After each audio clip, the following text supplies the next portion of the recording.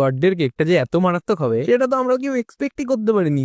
আজকে সকালটা শুরু হয়েছিল ঠিক এমন ভাবে। সাইকেল নিয়ে গেছিলাম দোকানে ডবল সাইডের টেপ কিনতে। আগের দিন রাতে যে পোস্টার গুলো কেটেছিলাম সেই পোস্টার গুলো দেয়ালে লাগানোর জন্য টেপের দরকার। টেপ তো কিনে ফেলেছি, এবার পোস্টার গুলো দেয়ালে লাগানোর পালা। লাস্ট টাইমের মতন এই পরিষ্কার দেওয়ালটাকে দেখে নিচ্ছি। পরিষ্কার না, বাট তাও কিছুটা লাগিয়ে ফেলেছি, কিন্তু বেশ ভালোই লাগছে দেখতে। খুব রিস্ক নিয়ে পোস্টার গুলো লাগাচ্ছি, জানি না বাবা দেখার পর কি বলবে। পোস্টার গুলো লাগানো তো কমপ্লিট, বাট এটার পিছনে স্ট্রাগলটা অন্য রকমের ছিল। আর আমিও একটু পোজ মেরে নিলাম। ভেবেছিলাম দেয়ালের সাথে সাথে আমাকেও অ্যাস্থেটিক লাগবে, কিন্তু সেটা কখনোই পসিবল না। যাই হোক, দেয়ালটা অ্যাস্থেটিক লাগলেই হলো। আজকে আর রান্না বান্নার কোনো সিন নেই, কারণ আজকে রান্না মা করছে। তাও আমি পটল আর উচ্ছেটা কেটে দিলাম। বিকালে সাইকেল নিয়ে বেরিয়ে পড়লাম, কারণ আজকে সুমিতের বার্থডে। সবাই মিলে প্ল্যান করেছি মালটাকে সারপ্রাইজ দেবো। সেই মতন সবাই 8:30টায় পৌঁছে গেলাম সায়নদার বাড়িতে, কারণ সায়নদার বাড়িতেই সব গিফট আর কেক রাখা আছে। সায়নদার বাড়ি আসার পর থেকে অভিজিৎ খালি দাদাগিরি করে যাচ্ছে।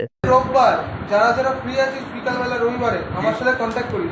যাদের চিনিস না তাদেরও? না না, যাদের চিনি আর জানি না ভাই, পিউস তো আলাদাই জগতে ছিল। কি সব হ্যান্ড সাইন দেখাচ্ছে। এ হলো অঙ্কিত, যে নিজেরই দুনিয়াতে থাকে সারাক্ষণ। এবার আমরা সবাই মিলে কেক আর গিফট নিয়ে সুমিতের বাড়িতে অ্যাটাক করতে যাচ্ছি। আজকে মালটা পুরো শক হয়ে যাবে ভাই। কেকটা দেখার পর তো আমি নিজেও স্পিচলেস। হাসিটা ছিল কন্ট্রোলের বাইরে চলে গেছিল।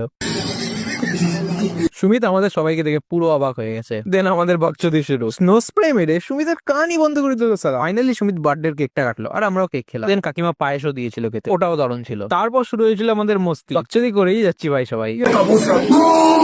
দেন সবকিছু কমপ্লিট করার পর বাড়ির দিকে রওনা দিলাম। আজকের দিনটা বেশ ভালোই কাটলো।